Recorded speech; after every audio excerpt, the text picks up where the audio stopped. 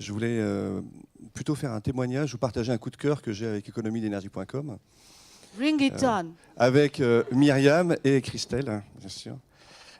Juste pour vous donner un truc, parce que grosso modo, dans la RSE et le développement durable, ça fait 10 ans que j'essaie de militer, que ce soit en dehors de la SNCF, que je rejoins il y a 7 ans, ou à HEC, où j'enseigne. Et j'arrivais pas à trouver la pierre angulaire du business derrière. Voilà. Et donc c'est un peu ça que je veux témoigner.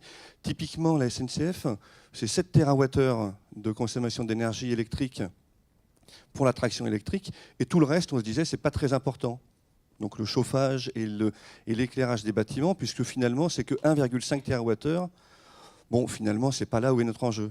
Et en fait, si, l'enjeu, il est là parce que ça touche tout le monde. Et c'est une question humaine. Et lorsque j'ai rencontré Myriam il y a quelques temps, j'ai tout de suite compris qu'en fait, vous aviez trouvé la réponse à la pierre de Rosette, la pierre angulaire entre finalement une conscience collective qu'on a, tous, depuis des années, on est quand même convaincus si on est ici, et puis le fait de le mettre dans le business des entreprises.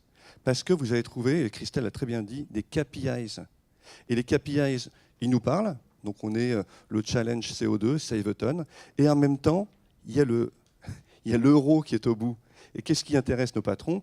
C'est de sauver des euros. Alors nous, on sauve la planète, on engage des gens, et en même temps, on sauve des euros pour l'entreprise. Donc voilà, donc c'était plutôt un coup de cœur. Je voulais vous remercier. Merci. On est en train de mettre en place la plateforme SNCF qui va arriver là, des premiers tests au cours du deuxième semestre.